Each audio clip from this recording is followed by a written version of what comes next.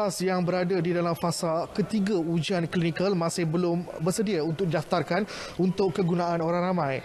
Ia berdasarkan pemantauan Pertubuhan Kesihatan Sedunia WHO sehingga 3 November lalu.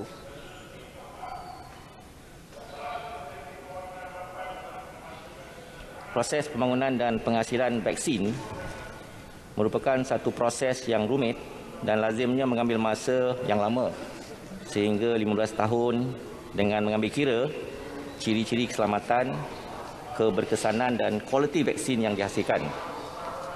Walau bagaimanapun dalam keadaan pandemik COVID-19 ini, para saintis sedang berusaha untuk menghasilkan vaksin dalam tempoh yang amat singkat dan menyasarkan vaksin tersebut boleh diguna pakai menjelang tahun 2021.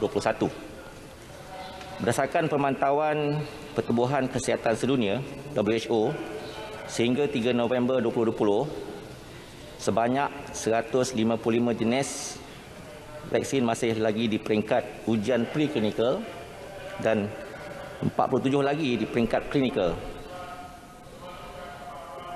Baik, penjelasan itu bagi menjawab pertanyaan Ahli Parlimen Kuala Selangor, Datuk Seri Dr. Zulkifli Ahmad. Mula selanjutnya, Datuk Seri Dr. Adham berkata sebagai langkah persediaan, kementeriannya telah menyediakan pelan vaksinasi COVID-19 yang khusus kepada rakyat dan bersedia untuk melaksanakan setelah vaksin yang berkualiti, berkesan dan selamat adalah tersedia.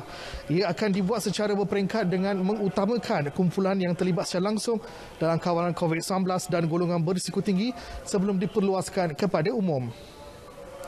Baik, dalam pada itu, Datuk Seri Dr. Adham turut menafikan dakwaan Malaysia tidak bersungguh-sungguh untuk terlibat dalam penghasilan vaksin COVID-19. Tegasnya, sesi libat urus bersama negara pengeluar vaksin telah dimulakan sejak Jun lalu. Malaysia bukanlah negara yang tercorot dalam mengatasi kebolehan vaksin di dunia.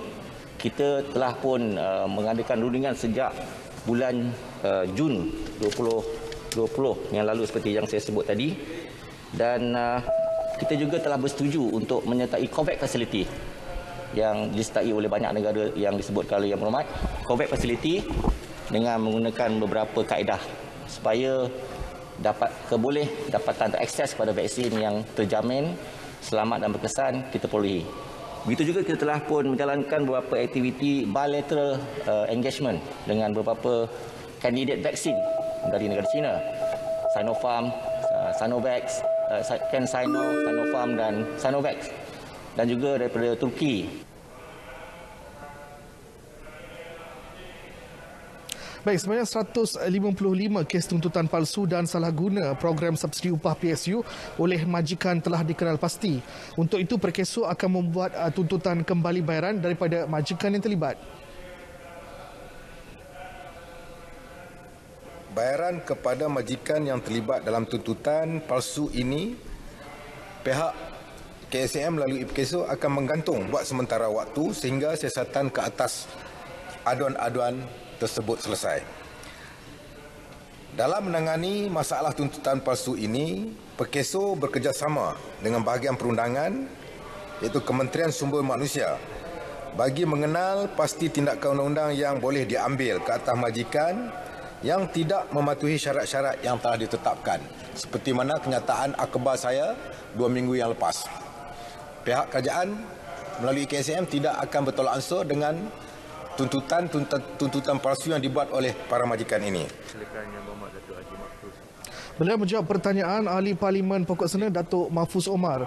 Berdasarkan sistem rekod insurans pekerja SIP, sehingga 30 Oktober lalu Perkeso telah menerima 345 kes aduan terhadap majikan mengenai bayaran di bawah PSU melibatkan jumlah hampir 20 juta ringgit.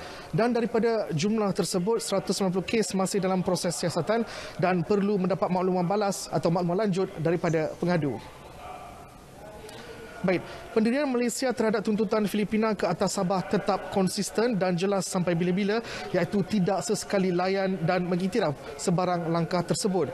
Malah tegas Timbalan Menteri Luar Datuk Khairuddin Jaafar, isu tuntutan berkenaan adalah tidak relevan. tindakan-tindakan sedemikian adalah bertujuan untuk menegaskan pendirian Malaysia sebagai dan statusnya sebagai negeri dalam negara Malaysia. Kerajaan Malaysia amat prihatin dan memandang serius akan tindakan-tindakan untuk cuba membangkitkan isu ini sekali lagi dan tidak akan berganjak dari mempertahankan kedudukan Sabah dari mana-mana pihak yang cuba mencemar kedaulatan itu. Negeri Sabah adalah merupakan sebahagian daripada Malaysia. Datuk Kamarudin Jaafar menjawab pertanyaan ahli Parlimen Beaufort Datuk Azizah Mohamed Dun. Filipina telah lama mengumumkan tuntutan terhadap Sabah berdasarkan sejarah pemilikan wilayah berkenaan oleh Sultan Sulu yang sebelum ini dikenali sebagai Borneo Utara. Terbaru September lalu apabila Setiausaha Hal Ehwal Luar Filipina, Teodoro Locsin Jr. mengumumkan pembukaan semula pejabat khas di bawah Hal Ehwal Luar DFA yang secara khusus menumpukan perhatian terhadap isu berkenaan. Baik, seperti biasa, Dewan pada hari ini akan ditangguhkan pada jam 2 petang dan akan menyambung semula persidangan pada minggu hadapan iaitu bermula jam 10 pagi sehingga jam 2 petang. Dan ketika ini juga perbahasan rang undang-undang perbekalan 2021 ataupun belanjawan 2021 sedang dibahaskan.